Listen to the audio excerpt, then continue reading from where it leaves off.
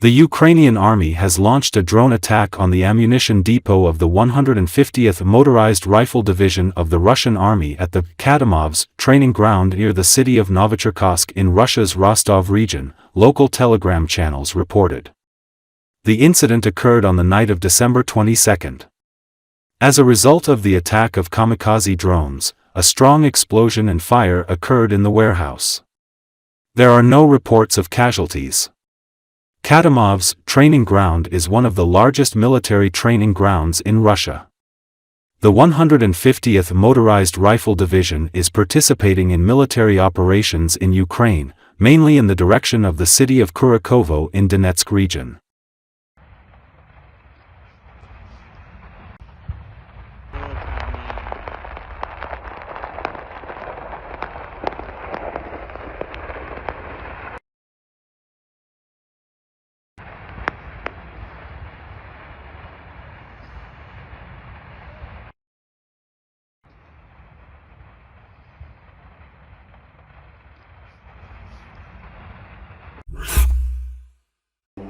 Ukrainian drones carried out a major attack on the Milerovo airbase in Russia's Rostov region, with possible targets being the remaining Russian Air Force Su-25 attack aircraft that are still taking off from the airfield to attack the front lines in Ukraine. At the same time, as Forbes analyst David Axe writes, the goal of such Ukrainian strikes is not always to destroy specific buildings or pieces of equipment. According to Tatarigami, founder of the Ukrainian analytical group Frontelligence Insight, the goal is to steadily increase the cost of war for Russia by instilling fear, increasing risk, and disrupting operations.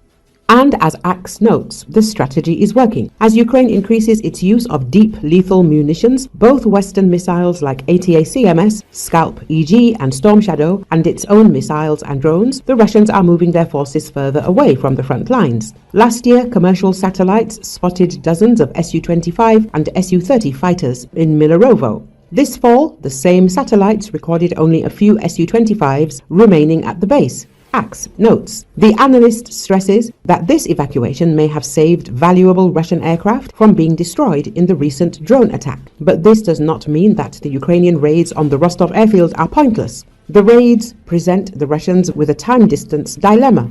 Operating from bases 400 miles from the front instead of just 100 miles limits how often Russian fighter jets can fly during the week and also limits the time they can spend over the front. Of course, the Russian Air Force keeps its planes, but in doing so, it makes the planes less useful.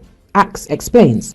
This is good math for Ukraine, and it will improve as Ukraine munitions penetrate deeper and more frequently into Russia. He concludes, as media reported, Russian occupiers are building structures at the Belbek Air Base to protect their aircraft in the temporarily occupied Crimea.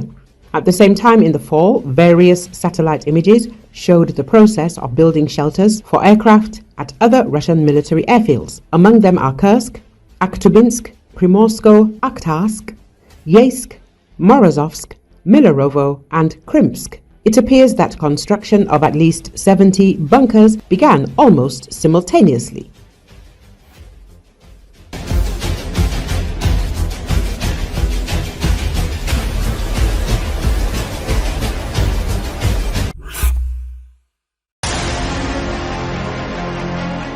Russian dictator Vladimir Putin is not afraid of war against Ukraine, but he has other weak points that highlight the fragility of his dictatorial regime. Retired senior CIA officer Po Kolb expressed this opinion to Channel 24, noting that Putin has already lost his prestige in Syria.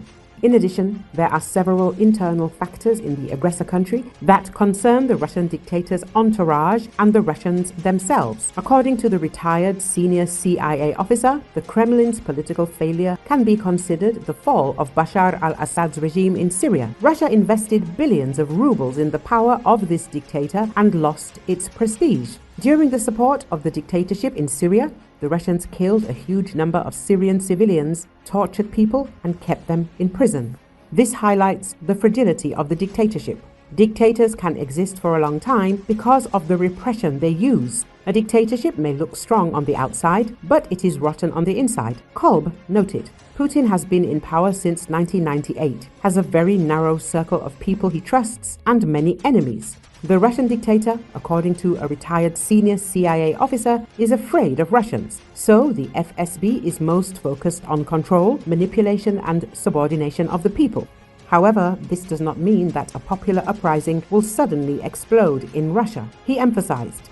Another important element is external pressure on the Kremlin. A similar situation occurred in Syria when Assad could not receive sufficient support from Iran and Hezbollah. When the time came, Sunni soldiers did not want to fight for the Syrian dictator and fight for a corrupt regime. It reminded me of Yevgeny Prigozhin's march to Moscow. He passed checkpoint after checkpoint, and the Russian soldiers just stood there and did not defend Russia. They waited to see which way the wind would blow. Kolb added, Russia has vulnerabilities that the West has simply not been exploiting. On the contrary, US incrementalism has helped the Kremlin offset and mask its weaknesses. The Kremlin's weaknesses include its inability to rapidly pivot, dependence on others for Russia's capability to sustain the war, and years of risk accumulation that Russian President Vladimir Putin is yet to reckon with. The Kremlin is vulnerable to an adversary who can generate momentum against Russia and deny the Kremlin opportunities to regroup and adapt.